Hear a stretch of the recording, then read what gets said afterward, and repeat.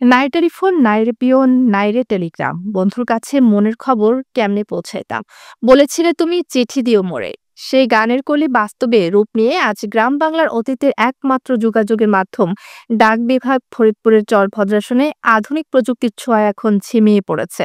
সকাল থেকে ডাকে না ডাক হরকরা, আসে না চিঠি, যার ভেতরে লুকিয়ে থাকতো অনেক অনুভূতির অনুকরণ, আনন্দের কোলাহল কিংবা চক্ষু ভেজা জলে হতাশার চাপা দীর্ঘশ্বাস। অতীতে এই চিঠি বয়ান্ত কারোর শেষ বিদায়ের কান্না ভেজা খবর, আবার কখনো অপেক্ষমান মায়ের কাছে বয়ানে সন্তানের লেখা সুখবরের একখানা কাগজ।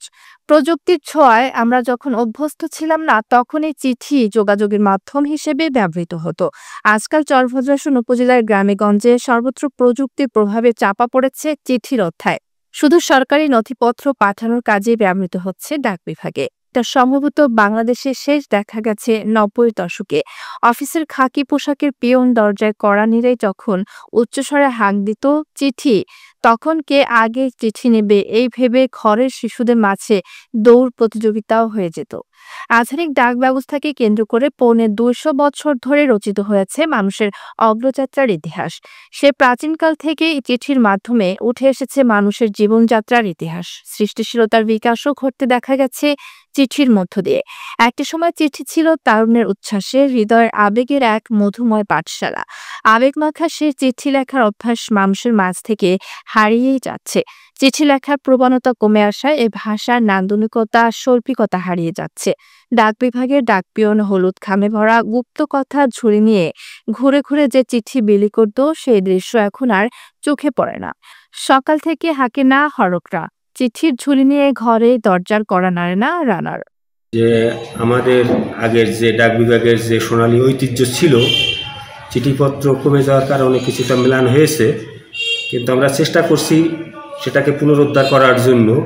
বিশেষ করে দেখা যায় বাবা মায়ের কাছে চিঠি লেখা, সন্তানের কাছে চিঠি লেখা, তারপরে বন্ধুবান্ধবের কাছে চিঠি লেখা, এই চিঠিগুলো আমাদের কমে গেছে, কিন্তু অফিসিয়ালি যে চিঠিপত্রগুলো ছিল সেগুলো চলমান আছে।